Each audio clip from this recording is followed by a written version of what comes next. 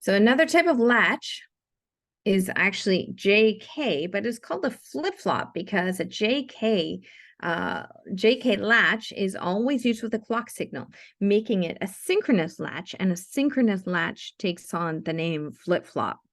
So a JK flip-flop behaves a lot like our NOR gate latch. And our NOR gate latch is that one that we like, where if we want to set, which means Q equals 1, then we would drive S, or in this case, J, to 1, and that will set the latch. And to reset, we would put K, which I think about as like reset. I think about these as like set and reset.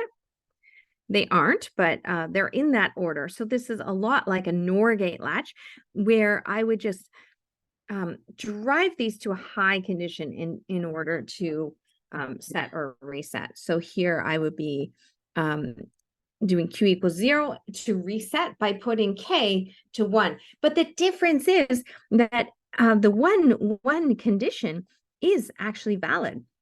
The 1 condition where I have J equals 1 and K equals 1 is going to toggle. If Q used to be equal to 1, then Q will now become 0, etc. Okay, if Q was 0, Q will now become 1. So we get this fun and happy condition of toggling if J and K are both 1.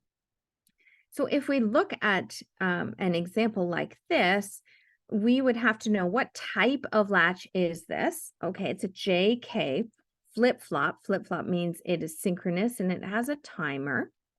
JK means that if J is driven to 1, we have set the latch. If K is driven to 1, we have reset the latch. If J equals 1 equals K, they're both 1, then we are going to toggle. We are going to toggle in that condition. So, and we also have a clock. Now, we have to remember a few things here. Oh, and we also know that Q equals 1 is the initial state. So if we were to answer this question, we would say, all right, my output is going to be Q. I don't really care about Q bar. It's just going to be the inverse of that, right?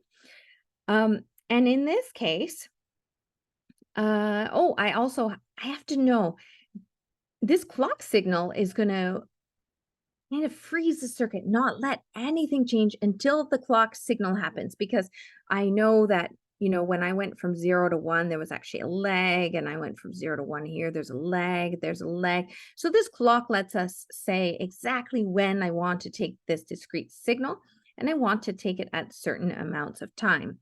Well, we need to know if we want this to be a rising edge or a falling edge to let that signal through.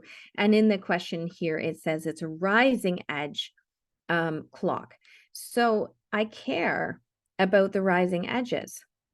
I care about what happens only when this clock signal changes. So I care about what happens to my circuit here.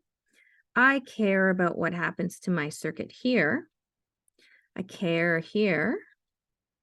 I care here, here, here, and then I'm going to keep it like that. So when you're doing a clock kind of question, you are no longer looking at the discrete changes in J and K. You're not looking at when K got driven down to 0 and back up again, etc. You don't care so much about those because your clock didn't let that through. So you only care about when your clock actually lets things through. So in my opinion, the clocked type of question, when you're learning about flip-flops and latches, the clocked ones are easier. So I'm going to look at what's happening here, here, here, here, here, and here. 1, 2, 3, 4, 5, 6 conditions. So at my first condition, it looks like I had I have 0, 1. At my second condition, I have 1, 1. My third clock signal that's going to let things through, it's going to let the output of 0, 0 through.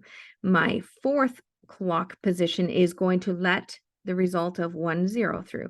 This next clock position is going to let the output of 1, 1 through. And the last clock position is going to let the output of 1, 1 through. Now we have to know our truth table and what happens. First of all, Q is going to equal 1 because I'm told in the question it equals 1. Now, the clock is going to let a signal through, and at that point, it is K is being driven to 1. So right here, I'm looking at this now.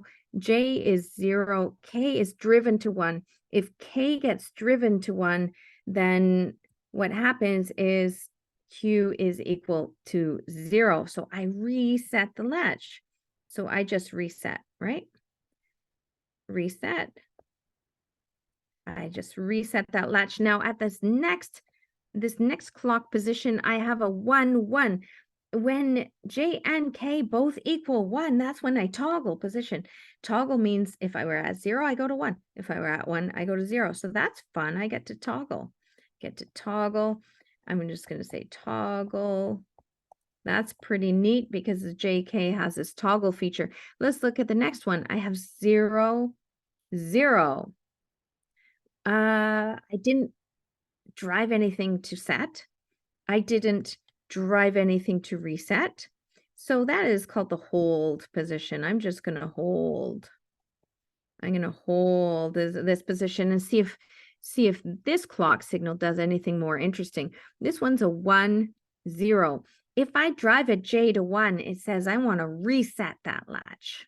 I want to reset that latch. That's up here. I want Q to be 1. Q is 1. Here we go. I reset. Did I have to reset? No, because I was already at 1, but somebody's pushing buttons, aren't they? Somebody's pushing buttons here. Now let's see if I get to go down again. If I were to go down again, I want to either have toggle.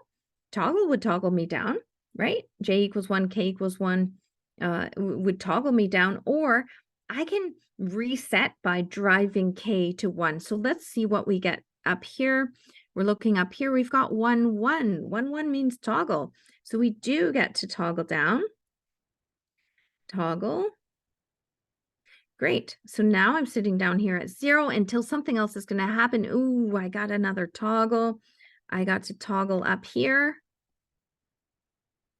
And we don't end it here. We don't end it at this last clock signal.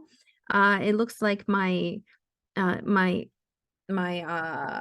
time is going a little bit further, so I want to go to the end of this time here. So that's how you use the clocks. All the clocks do is they hold the output. No matter what has happened to the input, they just hold that output and they say, don't process the inputs yet. Process it on my rising edge or process it on my falling edge.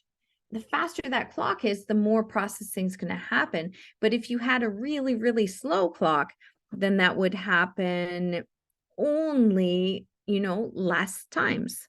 So that clock just holds that output based on the inputs.